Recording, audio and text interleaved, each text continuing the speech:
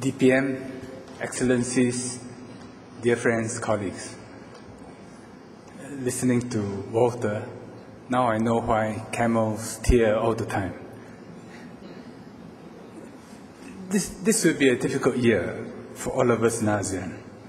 How long this global economic crisis will last, no one knows. It is not likely to be short. In the coming months, retrenchment in every ASEAN country will rise steeply. All governments in ASEAN will come under stress to a greater or lesser degree. Under such conditions, it is natural that protectionist sentiments will rise.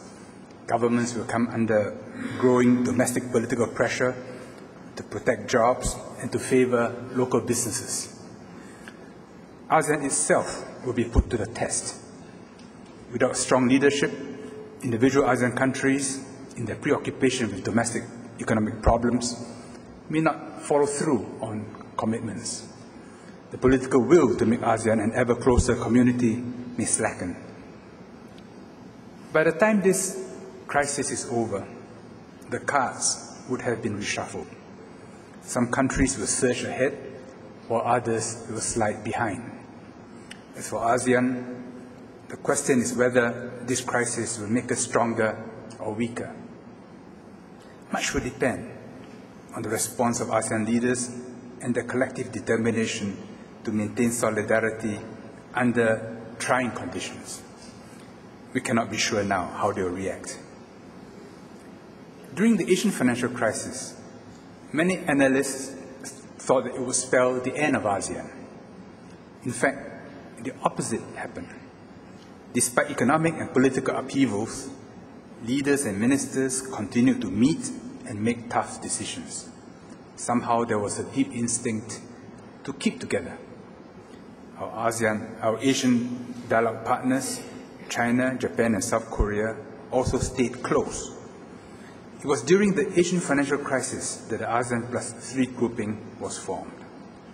We persisted in our trade liberalization agenda and began a series of free trade initiatives which put ASEAN in a much stronger position today. There's therefore reason for us to be cautiously optimistic that ASEAN will come together even more during this crisis. It is fortunate that we face this crisis with the ASEAN Charter already in force.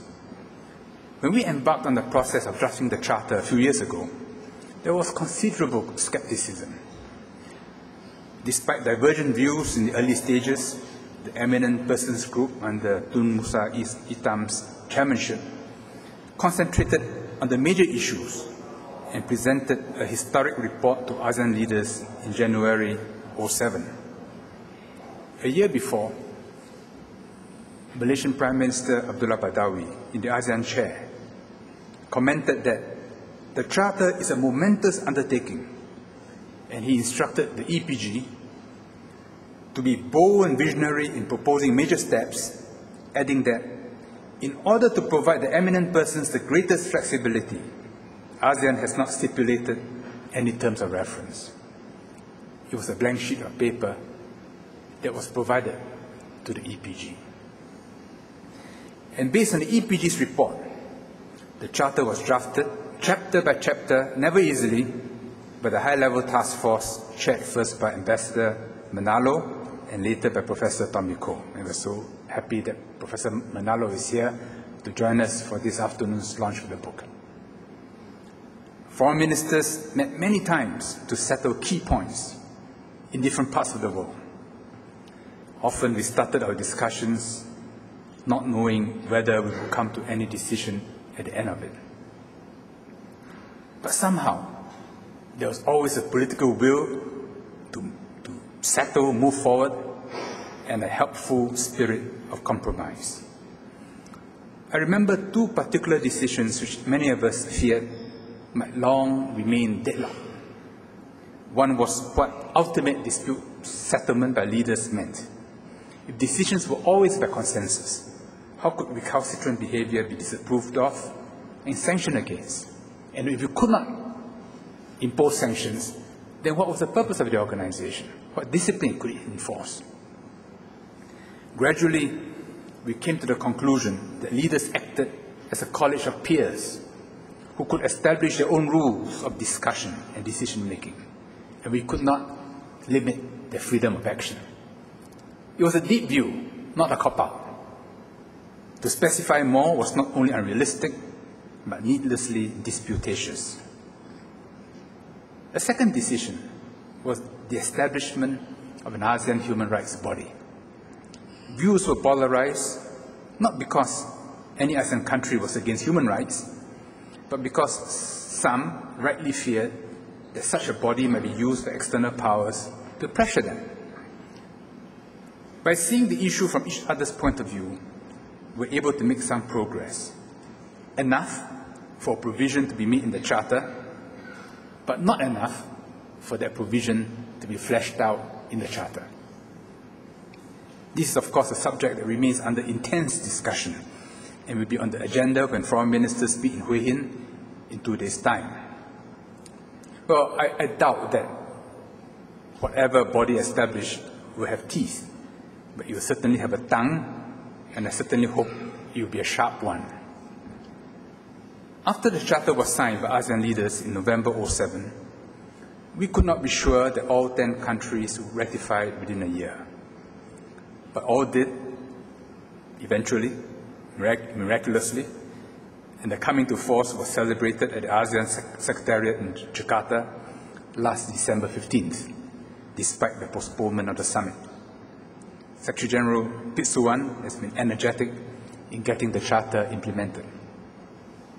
The Secretariat is being strengthened, and a committee of permanent representatives is being formed.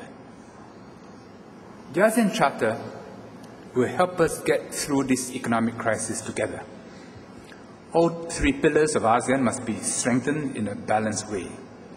While the current emphasis is obviously economic, this can only happen if there is sufficient political will backing it. That political will, in turn, requires support of the ASEAN idea among ordinary citizens. In other words, for the ASEAN Charter to be part of our collective DNA, it must be internalized in the minds and hearts of the people of ASEAN.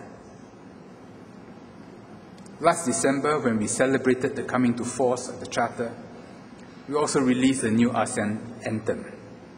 I hope that every school child in ASEAN will learn to sing the anthem one day, memorizing it by heart, the way we do our national anthems. And I suppose this must begin with leaders and ministers.